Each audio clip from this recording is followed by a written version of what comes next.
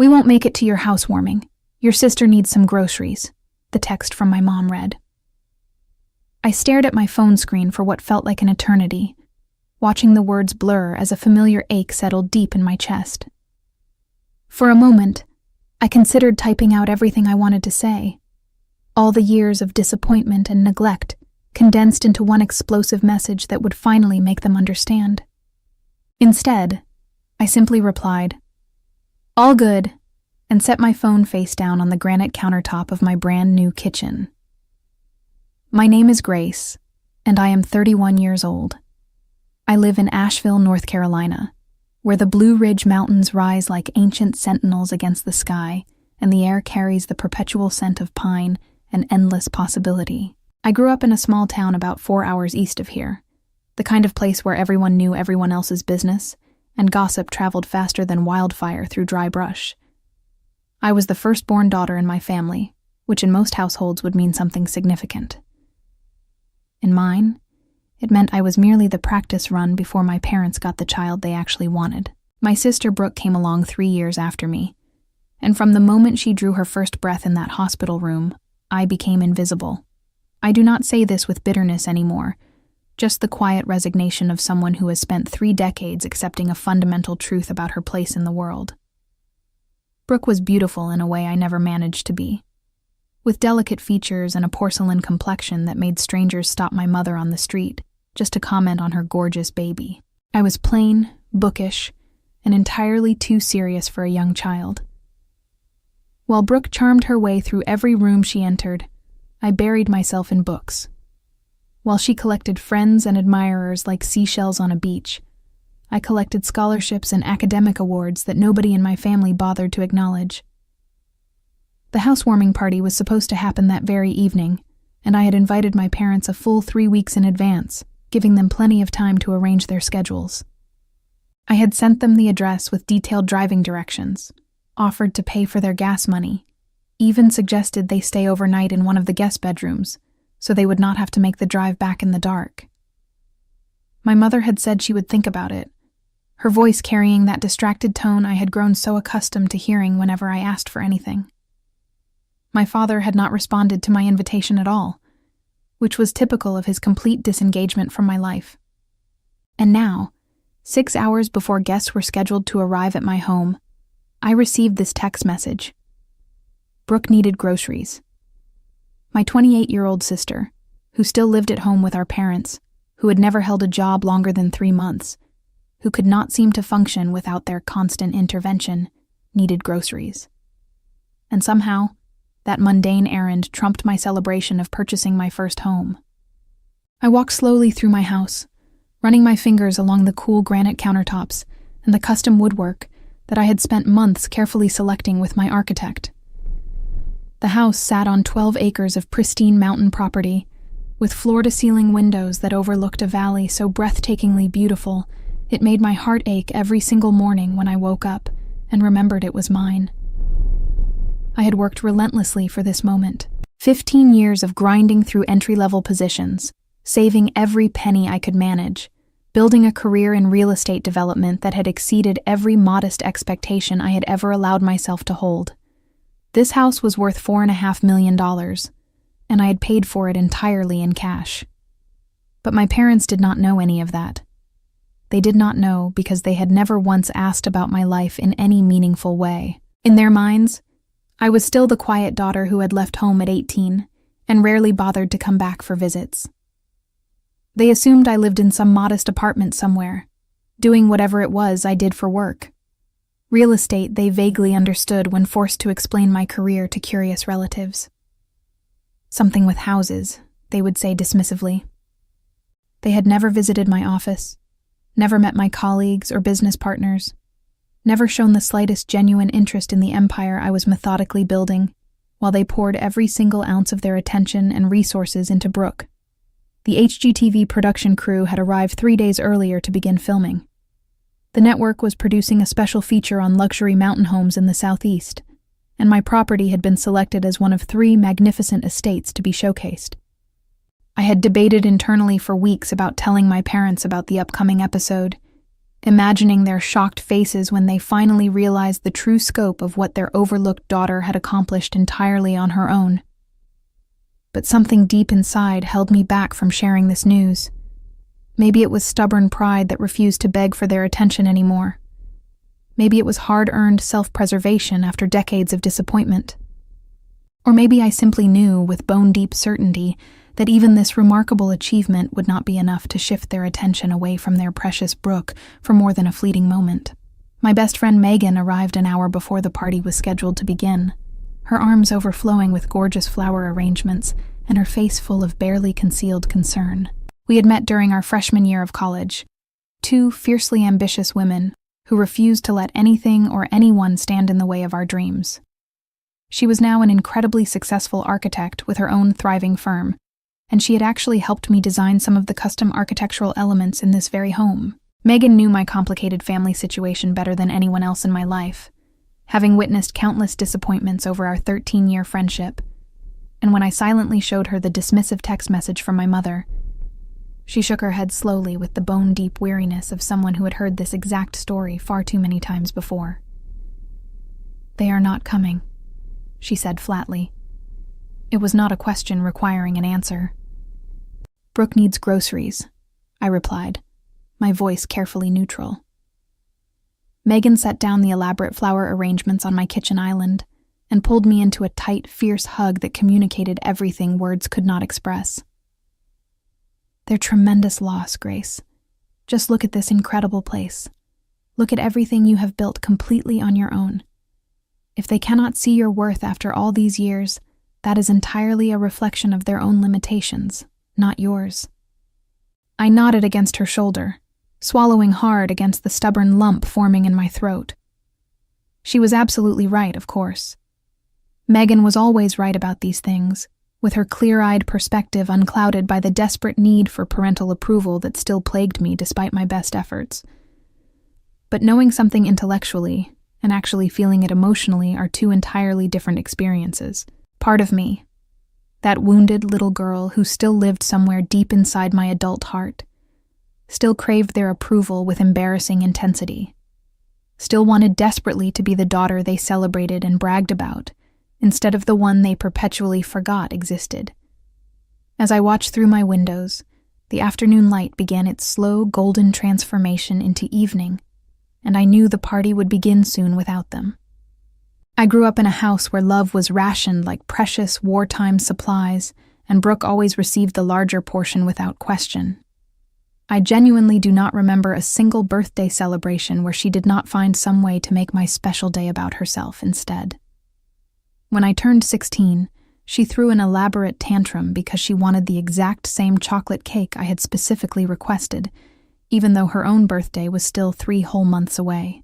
My parents gave in to her demands immediately, of course, purchasing 2 identical cakes and somehow transforming my milestone birthday celebration into a joint event that she dominated completely. When I graduated high school as class valedictorian with a full academic scholarship to a prestigious university, Brooke complained loudly and persistently about having to attend the boring ceremony. We left my graduation early, before I could even take photographs with my teachers and friends, so she could make it to some friend's pool party she considered far more important. College became my desperately needed escape from that suffocating dynamic. I deliberately chose a university 6 hours away from home, far enough that visits would be logistically difficult for everyone involved to arrange. I worked 3 separate part-time jobs simultaneously to cover all the expenses my generous scholarships did not fully touch, stubbornly refusing to ask my parents for any financial help because I instinctively knew that asking would mean owing them something. And owing them anything at all would keep me permanently tethered to a family dynamic that was slowly but surely suffocating every bit of joy and self-worth out of me. I majored in business with a specialized concentration in real estate development, drawn inexplicably to the tangible nature of property and land, the satisfying way you could transform something neglected and forgotten into something genuinely valuable and beautiful. My first professional job out of college was with a small real estate development firm in Charlotte. I was the youngest person on the entire team by nearly a decade, and the only woman in any leadership position, which meant I had to work twice as hard as my male colleagues to earn even half their respect and recognition. I did not mind the extra effort in the slightest. Hard work was comfortable, familiar territory for someone who had spent her entire childhood trying to earn love that was freely given to her sister. Within 2 years at that firm, I had closed more profitable deals than anyone else in the company's history. Within 5 years, I was running my own specialized division with a team of 8 people reporting directly to me. By the time I turned 30, I had launched my own independent firm specializing in luxury mountain properties, transforming abandoned estates and overlooked land parcels into multi-million-dollar dream homes that attracted wealthy buyers from across the entire country. During all of this remarkable professional growth, my parents remained completely focused on Brooke and her endless series of small crises. She had bounced aimlessly from job to job after barely managing to graduate high school with the minimum acceptable grades, each new position lasting only a few months before she either quit in dramatic fashion or got herself fired for poor performance. She had a revolving door of boyfriends whom my parents supported financially, and then consoled her over when the relationships inevitably crashed and burned. She had moved back into our parents' house at 23 years old and never left again, perpetually claiming she was still figuring things out while my parents paid for absolutely everything she needed or wanted. The contrast between our two lives could not have been more stark, yet somehow I was always the one who fell short in their critical eyes. When I bought my first house at 26 years old, a modest fixer-upper that I personally renovated over the course of an entire year, my mother's only comment was that she hoped I was not neglecting my personal life and relationships for work. When I won a prestigious regional business award at 28, my father completely forgot to return my excited phone call telling him about the recognition. When I closed my first $10 million development deal at 30, they were too consumed with helping Brooke navigate through yet another devastating breakup to attend the small celebration dinner I had planned weeks in advance. I learned through painful repetition to stop sharing my professional successes with them at all. It simply hurt less than sharing exciting news and being met with crushing indifference or immediate subject changes back to Brooke's problems. I built a rich, fulfilling life, absolutely full of people who did genuinely celebrate my achievements without reservation. Colleagues who deeply respected my work ethic and business acumen. Friends who showed up reliably when it truly mattered most. Megan became the sister I never actually had in Brooke. Fiercely loyal and genuinely proud of absolutely everything I accomplished. But there was still that hollow, aching place inside my chest. The sacred space where unconditional parental love should have lived and flourished, that remained painfully empty no matter how much professional success I accumulated. The night before the housewarming party, I had called my mother one final time to confirm they were definitely planning to attend. She had been clearly distracted throughout our brief conversation, only half listening to my words while Brooke complained loudly and petulantly in the background about something trivial and unimportant. "We will try our very best to make it, Grace," my mother had said with that non-committal tone I knew all too well. "It is only a 3-hour drive. You could easily stay overnight in one of my guest rooms. We will see how things go. Your sister Brooke has not been feeling particularly well lately." At 28 years old, Brooke not feeling well was apparently still sufficient reason to derail any family plans that did not center entirely around her needs and wants. I should have recognized then, from that single dismissive conversation, that they were never going to come to my celebration. The text message the next morning was merely official confirmation of what I had already understood deep in my bones. My parents would always choose Brooke over me without hesitation. They would choose her laziness over my milestone achievements, her grocery needs over my celebration, her comfort over my happiness. It was the established pattern of my entire 31 years of life, and I had been foolish to think this particular occasion would somehow be any different. What my parents did not know, what I had very deliberately kept from them, was that my modest little housewarming party was about to become extremely public. The HGTV episode featuring my estate was scheduled to air that very same evening, broadcast right as my guests would be gathered together in my great room watching the premiere on my massive screen. The network had promoted the luxury homes special quite heavily across all their platforms for weeks, and anticipation among their devoted viewers was running high. My various social media accounts had already been tagged in numerous pre-show promotional posts from the network and design enthusiasts, though I had kept my own personal feeds notably quiet and mysterious. I had made the conscious decision not to tell my parents about the television feature for the exact same reason I had stopped telling them about anything professionally important in my life.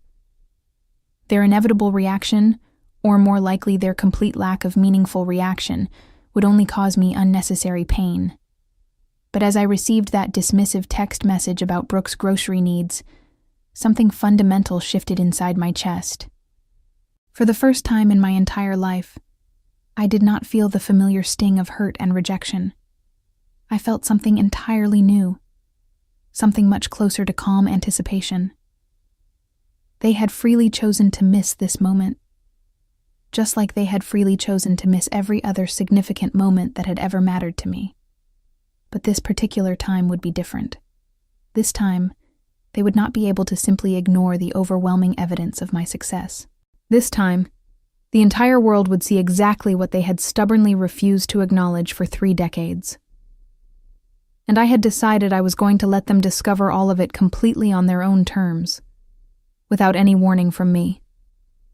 The party unfolded exactly as I had meticulously planned, with one notable absence that nobody except Megan noticed or thought to question. My 50 guests mingled happily beneath the soaring cathedral ceilings, sipping expensive champagne and admiring the spectacular panoramic views through my wall of windows. The HGTV production crew finished capturing their final establishing shots and carefully packed up all their professional equipment, promising me repeatedly that the finished episode would be absolutely spectacular. At precisely 8 o'clock in the evening, we all gathered together in the media room, a luxurious space I had specifically designed for exactly moments like this one, with a screen that dominated an entire wall and custom acoustics that made every sound feel completely immersive. When the episode began its broadcast, my assembled guests erupted in enthusiastic cheers and applause. There was my home, showcased in all its magnificent glory. The camera slowly panning across the endless mountain vistas and lingering lovingly on all the architectural details I had so carefully and thoughtfully selected over months of planning. The charming host spoke knowledgeably about the property's fascinating history, its dramatic transformation from neglected estate to luxury showpiece, and the visionary developer who had brought the ambitious project to stunning fruition. Then came my personal interview segment, where I spoke passionately about my deep commitment to architectural preservation, my dedication to sustainable luxury development practices, and my fundamental belief that every truly great home should tell a meaningful story. I watched myself speaking confidently on that massive screen and barely recognized the poised, articulate woman I saw. She was everything I had worked so relentlessly to become, everything my parents had never once bothered to see or acknowledge. As the segment reached its conclusion, and my guests applauded enthusiastically again, I felt a strange, bittersweet mixture of hard-won triumph and lingering sorrow. This was the defining moment I had been building toward my entire adult life, and the 2 people who should have been proudest were sitting at home 4 hours away, buying groceries for a sister who could not be bothered to do anything meaningful for herself. After the successful viewing ended, and the party began to wind down naturally, I stepped out alone onto my expansive deck for a moment of quiet solitude. The mountains were completely shrouded in velvety darkness by then, but I could still feel their solid, enduring presence all around me like a protective embrace. I had built something truly remarkable here on this land, something meaningful that would long outlast all the petty disappointments and decades of familial neglect. But even as I acknowledged this important truth to myself, I could not shake the persistent question that had haunted me since early childhood. Why was I never enough for them? I pulled out my phone and posted a single red heart emoji to all my social media accounts, a gesture so small and cryptic it barely registered as communication. Then, I went back inside my beautiful home to thank my remaining guests for coming, to accept their warm congratulations with genuine gratitude, and to pretend convincingly that the painful absence of my family did not matter to me at all. But even as I smiled and hugged and made enthusiastic plans for future gatherings, I knew something had fundamentally and permanently changed inside me. The desperate little girl, who used to beg pathetically for scraps of parental attention, had finally grown into a woman who absolutely refused to beg any longer. And somewhere far away, in a modest house 4 hours east of here, my parents were about to discover exactly what their decades of casual indifference had truly cost them. The morning after the party, I woke to a phone absolutely flooded with notifications of every possible kind. Friends, professional acquaintances, and complete strangers had all seen the broadcast episode and were reaching out with enthusiastic congratulations and genuine amazement at my beautiful property. My email inbox contained serious inquiries from potential high-net-worth clients, formal requests for media interviews, and messages from other prominent developers wanting to explore collaboration opportunities. The overwhelmingly positive response was tremendous in the best possible way, a long overdue validation of everything I had worked so hard to build over 15 years. But the messages I noticed most acutely were the ones that were conspicuously absent. My parents had not called to congratulate me. My sister had not sent a single text. In the 12 hours since the episode had aired on national television, my immediate family had maintained the exact same radio silence that had always defined our dysfunctional relationship. Either they somehow had not seen the heavily promoted broadcast, which seemed highly unlikely given all the advance publicity, or they had seen it and simply did not care enough to reach out with any acknowledgement whatsoever. Both possibilities stung deeply, though I had trained myself over many years not to outwardly show how much their indifference affected me. I spent the entire morning productively fielding business calls and responding to the flood of messages, my professional life suddenly more demanding and exciting than it had ever been before. The national exposure from the HGTV special had elevated my industry profile significantly overnight, and lucrative opportunities were pouring in much faster than I could possibly process them all. By noon, I had already scheduled 3 separate meetings with potential major investors and received a preliminary offer to serve as lead consultant on a massive resort development project in Tennessee. All my years of hard work were finally paying off in ways I had only dared to dream about. Then my mother called. I stared at her name flashing on my screen for a long, uncertain moment before finally answering. Something deep in my gut told me this conversation would not be pleasant or congratulatory, but my curiosity ultimately won out over my well-developed sense of caution. "Grace, why did you not tell us about any of this?" Her voice was sharp and immediately accusatory, not warm or proud. "Tell you about what exactly?" "About the television show. About that enormous house. We had absolutely no idea about any of it. Do you have any idea how incredibly embarrassing it was to have our neighbor Dorothy call us first thing this morning and ask if we had seen our daughter Grace on HGTV last night? We did not even know what on earth she was talking about." I sat down slowly on my kitchen stool, carefully processing her revealing words. So this was their reaction to my success.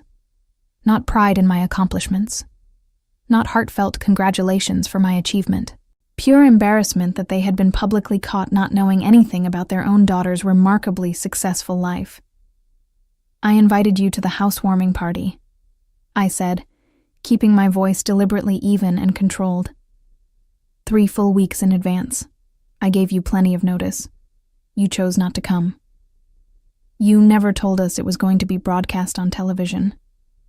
The party itself was not on television, Mother. The house was featured, and you would have seen everything firsthand if you had simply bothered to show up as I asked. Heavy silence stretched uncomfortably between us across the phone line. I could hear my mother breathing on the other end, could almost physically feel her mentally searching for the angle that would somehow twist this situation into being entirely my fault rather than hers.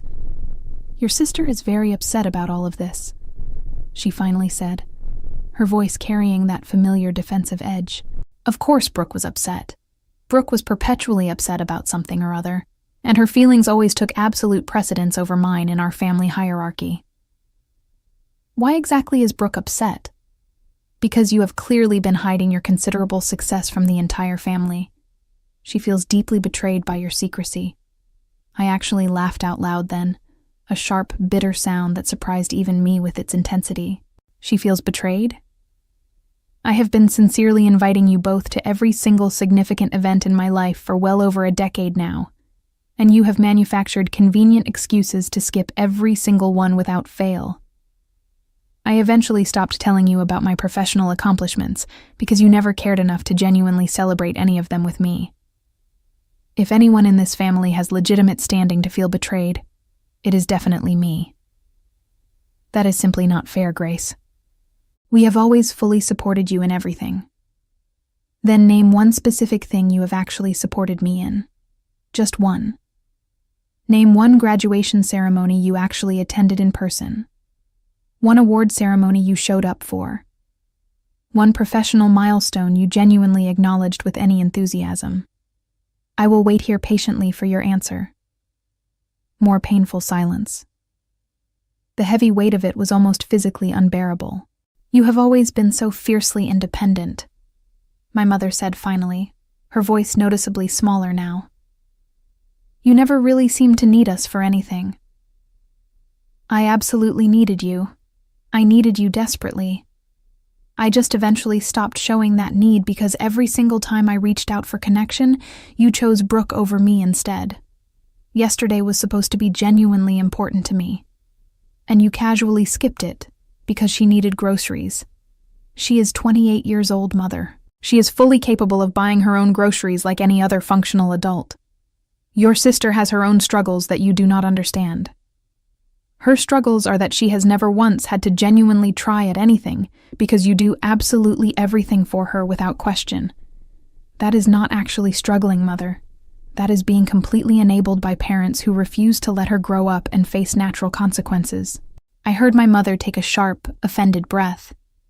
And for one brief moment, I genuinely thought she might actually hear and absorb what I was saying.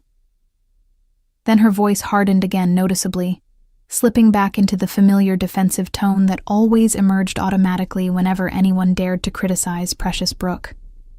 I do not appreciate being spoken to this way by my own daughter. Your father and I have always done our absolute best for both of you girls equally. If you deliberately chose to keep your entire life secret from us, that is entirely your own choice to make. But do not dare blame us for not knowing things you stubbornly refuse to share. The call ended shortly after that exchange, with no meaningful resolution and certainly no apology offered. I sat alone in my beautiful, expensive home, completely surrounded by tangible evidence of my substantial success, and felt the familiar deep ache of being chronically misunderstood by the people who should have known me best in the world. But something felt genuinely different this time.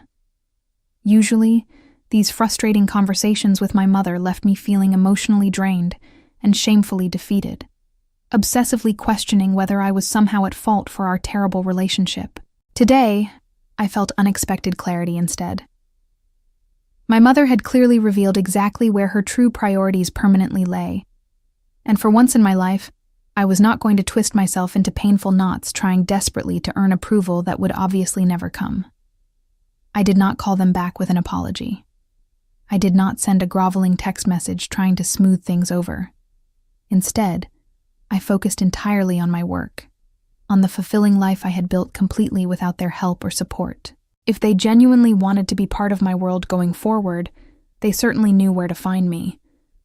But I was completely done chasing after people who consistently refused to meet me even halfway. 3 days later, my sister Brooke called my phone directly.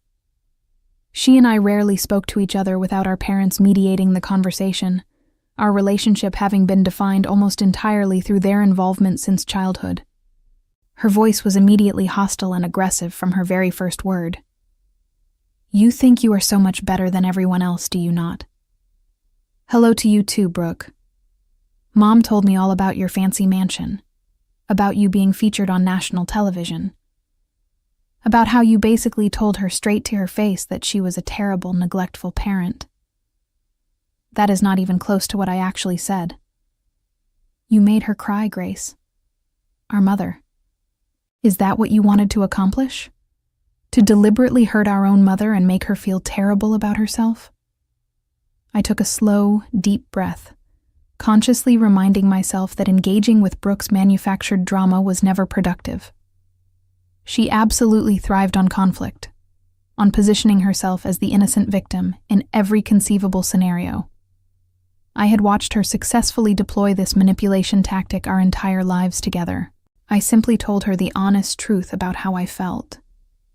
If hearing the truth made her cry, maybe she should spend some time thinking carefully about why that is. God, you are so incredibly self-righteous. You always have been, ever since we were children. Just because you have money now does not automatically mean you are better than the rest of us. I have never once said I was better than anyone, Brooke. You did not have to actually say it out loud. You have been silently communicating it your entire life, with your fancy scholarships and your impressive career, and your holier-than-thou attitude about everything. Some of us are not as lucky as you, Grace. Some of us actually struggle with real problems. I closed my eyes tightly, fighting hard against the strong urge to list all the countless ways Brooke's so-called struggles were entirely self-inflicted. The decent jobs she had carelessly quit because she found them boring or beneath her. The promising relationships she had deliberately sabotaged because she refused to compromise or consider anyone else's needs. The years she had completely wasted living at home rent-free, letting our parents fund her entire existence while she contributed absolutely nothing of value to anyone. I was not lucky, I said quietly but firmly. I worked incredibly hard for everything I have. There is a significant difference between luck and effort. Whatever. Mom and Dad are both completely devastated by how you treated them. They think you must hate them to say such cruel things. I do not hate them. I am just exhausted from being their perpetual afterthought for 31 years. Brooke scoffed loudly with contempt. Everything is always about you, is it not? Your precious feelings, your important accomplishments, your big fancy successful life. Did you ever once stop to think about how all of this affects the rest of us? Now everyone in town knows you are wildly successful, and they are going to compare us unfavorably. Do you have any idea how that feels for me? For a long moment, I was genuinely speechless. The sheer audacity of her complaint was almost impressively self-centered, even for Brooke. She was upset because my success made her look bad by comparison. Not because she was proud of her own sister, not because she was happy for what I had achieved through hard work, but purely because it highlighted her own complete lack of achievement or ambition. Maybe, I said slowly and deliberately, instead of being upset that I succeeded, you could use it as motivation to finally do something meaningful with your own life. The phone line went dead. She had abruptly hung up on me. I set my phone down and stared out the window at the mountains for a long time, trying to process what had just happened. My mother was crying because I had told her the truth about our family dynamics. My sister was angry because my success made her look bad. And somewhere in all of this emotional chaos, I was apparently supposed to feel guilty for working hard and building something meaningful with my life. But I did not feel guilty at all. I felt something I had not expected to feel. I felt genuinely free. The confrontation had stripped away the very last illusions I had held about my family. They were never going to celebrate me. They were never going to acknowledge my accomplishments without finding some way to make everything about themselves. My mother would always prioritize Brooke above me. My sister would always bitterly resent my success. And my father, who had not spoken a single word to me through this entire painful situation, would remain the silent absence he had always been throughout my life. For years, I had told myself that if I just achieved enough, worked hard enough, became successful enough, they would finally see me, finally appreciate me, finally love me the way parents are supposed to love their children. But the television episode had proved conclusively what I should have accepted long ago. No amount of success would ever change their fundamental perception. In their eyes, I would always be the afterthought, the difficult daughter who did not seem to need them, the one who should be pathetically grateful for whatever scraps of attention occasionally came her way. The freedom in accepting this painful truth was both deeply liberating and quietly devastating. I no longer had to chase their approval, but I also had to let go of the hope that I might someday receive it. That hope had sustained me through years of disappointment. A tiny flame I had carefully protected, even as they repeatedly doused it with indifference. Now it was finally extinguished, and I was left standing in the darkness, trying to figure out who I was without it. 2 weeks after the episode aired, my life had returned to a semblance of normalcy. The initial overwhelming wave of attention had settled into a steady stream of excellent opportunities, and I was busier professionally than I had ever been before. But something continued to linger from those confrontations with my family, a restlessness I could not quite shake. I had drawn a clear line, and they had chosen not to cross it. The relationship was effectively over, unless something significant changed, and I knew the change would not come from me. Then I received an unexpected message. My Aunt Patricia, my mother's older sister, reached out through social media. We had not spoken in years, our contact limited to occasional awkward holiday gatherings where she always seemed slightly uncomfortable around my parents. Her message was brief, but genuinely intriguing. Grace, I saw the HGTV episode. Congratulations on everything you have achieved. I have some important things I need to tell you about your family, things that might explain a lot about why things are the way they are. Can we meet? I stared at the message for a long time, trying to decide whether I wanted to open this particular door. Patricia had always been kind to me, noticeably kinder than my own mother, though she kept her distance from family drama. If she was reaching out now, it meant something significant was on her mind. I agreed to meet her the following Saturday at a quiet cafe in Asheville. She made the 3-hour drive alone, arriving looking nervous but clearly determined to have this conversation. We settled into a corner booth away from other customers, and after some initial small talk about the weather and her drive, she took a deep breath. What I am about to tell you should have been told to you many years ago.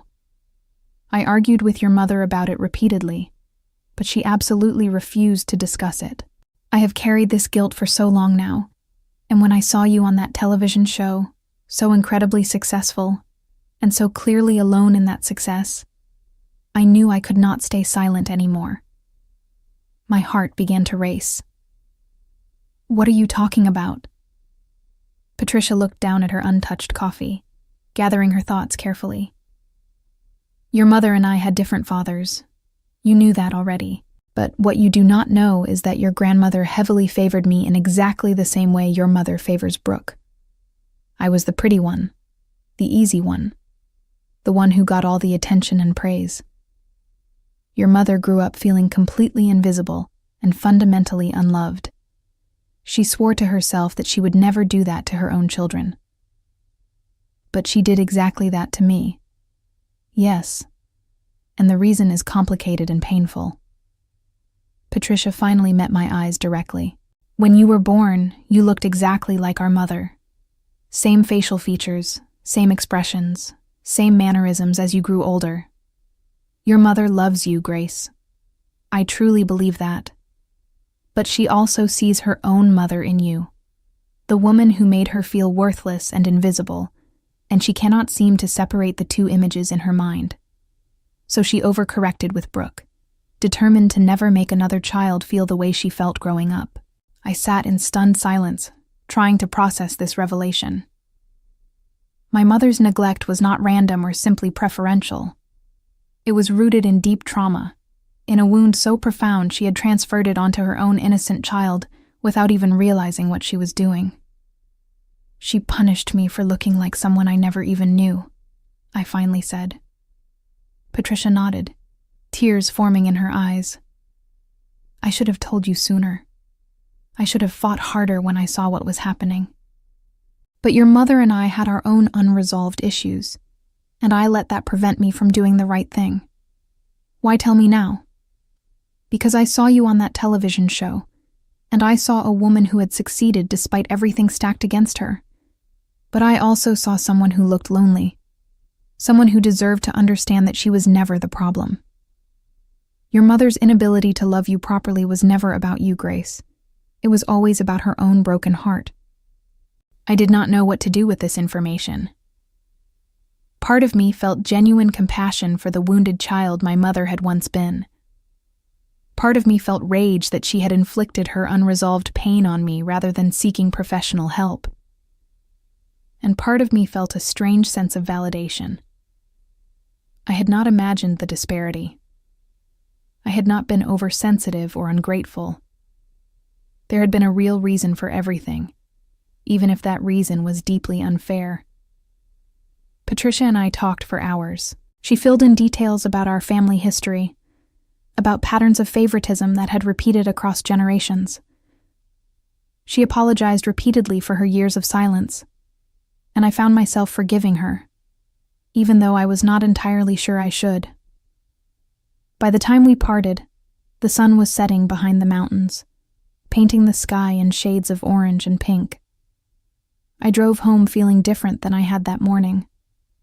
The anger toward my family remained, but it was tempered now with understanding. My mother was not a villain. She was a damaged person who had damaged me in turn. That did not excuse her behavior, but it explained it. The question now was what to do with this knowledge. 6 months passed. The HGTV episode had launched my career into an entirely new stratosphere, and I was busier than I had ever been in my professional life. Exciting new development projects filled my calendar completely. Speaking engagements took me to conferences across the country, and my firm had expanded to include a talented team of 12 dedicated professionals. I had made the Forbes list of top real estate developers under 40, given interviews to major national publications, and established myself as a leading voice in sustainable luxury development. Success had arrived in abundance, and it showed no signs of slowing down. Through all of this remarkable growth, my parents remained conspicuously absent.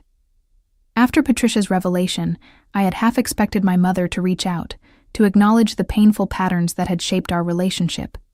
She never did. My sister continued posting bitter subtweets on social media, never naming me directly, but clearly referencing my success with thinly veiled resentment. My father remained a ghost, as invisible in my adult life as he had been throughout my childhood. I found unexpected peace in their silence. Without the constant, exhausting cycle of reaching out and being rejected, I could focus entirely on my own growth and happiness. Megan had been right all those years ago. Their inability to see my worth was a reflection of them, not me. I no longer needed their validation because I had found something more sustainable, my own belief in myself. The turning point came unexpectedly, as these things often do. A journalist named Caroline, writing a major piece on women in real estate development, requested an extensive interview. The article would appear in a prestigious national magazine, reaching an audience far larger than anything I had experienced before. I agreed, thinking it would be standard promotional material about my projects. But Caroline was interested in more than my professional achievements. She wanted to understand the person behind the success. During our conversation, I found myself sharing things I had never discussed publicly: the family dynamics that had shaped me, the isolation of growing up feeling invisible, the determination I had forged from that pain. I talked about the housewarming party and my parents' absence, about the HGTV episode they had missed, about the confrontations that followed. "It sounds like your success is a form of revenge," Caroline observed thoughtfully. I considered this. Not revenge exactly, more like proof. Proof that their dismissal of me was wrong. Proof that I was always capable of more than they believed. The article published 2 months later, and the response was overwhelming. Women from across the country reached out sharing similar stories, families that had favored one child over another, parents who had never acknowledged their achievements, siblings who resented their success. I had touched a nerve I had not known existed, and suddenly my story was bigger than just me. My parents saw the article. This time, they could not avoid it, because mutual acquaintances made absolutely sure they knew about it. The exposure was national, the story detailed and deeply personal. Everything I had kept private for years was now public record, and there was nowhere for them to hide from the truth of how they had treated me. My mother's call came 3 days after the article published. I almost did not answer, but something made me pick up the phone. Her voice was different than it had ever been, smaller and more uncertain. "Grace, we need to talk about that article." "What about it?" "You made us look terrible to everyone. People in our town are talking. The neighbors, our church friends, everyone we know. They all read it. They all know what you said about us." I felt the old familiar pull, the instinct to apologize and smooth things over. But I pushed it firmly aside. Everything I said was completely true. You missed my housewarming for groceries. You never came to my graduations. You have always prioritized Brooke over me. I did not make you look terrible. I simply described what happened. "You do not understand how hard it was for me," my mother said, her voice cracking. "Raising 2 children, trying to do right by both of you. I know I made mistakes, but I tried my best. Your best was not good enough. And instead of acknowledging that, you are calling to complain about how the truth makes you look." Silence. Then, so quietly I almost missed it, "I am sorry." 2 words I had waited my entire life to hear. I let them hang in the air, feeling their weight, testing whether they changed anything. They did not. An apology after 31 years, prompted only by public embarrassment, was not the reconciliation I had once dreamed of. It was damage control. "Thank you for saying that," I replied carefully. "But I need you to understand something. I am not angry anymore. I do not hate you. But I also do not trust you. You have shown me throughout my entire life where your priorities lie, and they have never been with me. One apology, forced by public pressure, does not change that. What do you want me to do? I want you to think about whether you actually want a relationship with me, or whether you just want to repair your reputation. Because I am not interested in being your daughter only when it is convenient or makes you look good.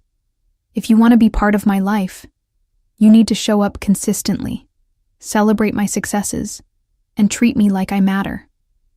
If you cannot do that, then please leave me alone." I ended the call feeling something I had not expected. Not triumph, not sadness, but closure. I had said what I needed to say, set boundaries I should have set years ago, and left the decision in her hands. Whatever happened next was up to her. The fallout from the article continued for weeks.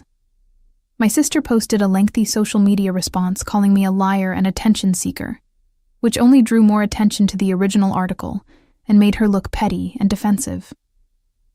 Friends of my parents reached out to me privately, confirming everything I had written and sharing their own observations about the family dynamic. The community I had grown up in was finally seeing what had been hidden in plain sight for decades. My mother attempted to rebuild the relationship, awkwardly at first. She sent birthday cards for the first time in years. She called occasionally with updates about her life, asked questions about mine. It was stilted and uncomfortable, but it was effort, and I acknowledged that even if I could not fully trust it. My father remained completely silent. Some people never change, and he seemed determined to prove this truth. Brooke oscillated between hostility and distant politeness, never quite apologizing, but occasionally commenting on my social media posts with neutral emojis. It was not the family reconciliation I had once fantasized about, but it was something. A beginning, perhaps, or at least an acknowledgement that the old patterns could not continue. The final moment of clarity came a year after the housewarming party at the grand opening of my newest project. I had developed a boutique mountain resort, a sustainable luxury destination that represented everything I believed about thoughtful design and environmental responsibility. The opening event was covered by regional media, attended by industry leaders, and recognized as a significant achievement in my field. My mother came. She drove 3 hours alone, walked into the event by herself, and found me in the crowd. She did not try to take credit or make the moment about herself.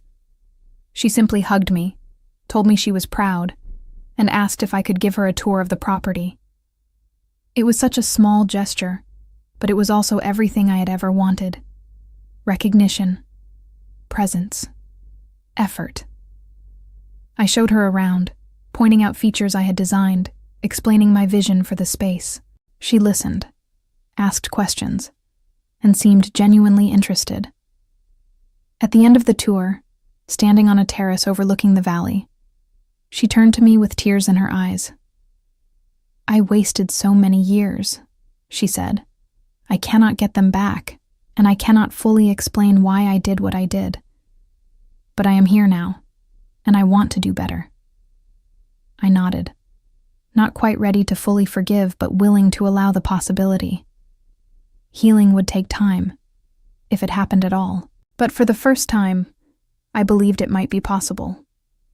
In the months that followed the article's publication, the consequences for my family continued to unfold in ways none of them had anticipated. Brooke, finally facing the reality that our parents could not shield her forever from public perception, enrolled in community college courses, and began working part-time at a local bakery. It was a small step, but it was movement, and I chose to view it as progress, even if it had come from embarrassment rather than genuine growth. My mother joined a therapy group for parents dealing with family estrangement, something I learned through my Aunt Patricia. The exposure had forced her to confront patterns she had spent decades avoiding, and while I did not know if she would truly change, the effort meant something. My father remained as distant as ever, but reports from family suggested he had become quieter, more withdrawn, as if the public accounting of his absence had finally registered somewhere in his consciousness. The community that had once seen only the polished surface of my family now understood the uncomfortable truth, and that truth carried consequences none of them had anticipated. Their reputation in our small hometown was permanently altered, their standing in their church community questioned, their carefully constructed image of the perfect family shattered by my honest words. The grocery run that had seemed so important that day now stood as a symbol of everything they had gotten wrong. As I stood on the deck of my mountain home one evening, watching the sun set behind the peaks in brilliant shades of orange and gold, I reflected on everything that had brought me to this moment. The revenge I had sought was never about destroying my family or exposing them for cruelty's sake.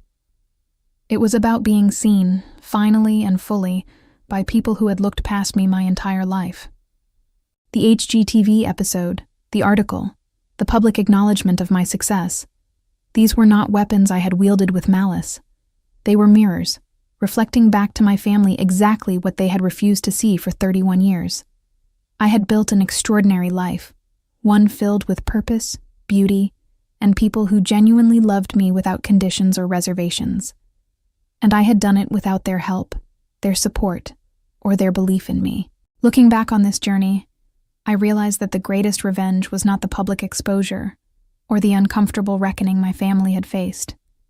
It was the peace I had finally found within myself, the unshakable knowledge that I was worthy of love and recognition, regardless of whether they ever chose to provide it. My future stretched before me, bright with possibility and promise, and for the first time in my entire life, I was walking toward it without looking back, without hoping they would follow, and without needing their approval to feel complete.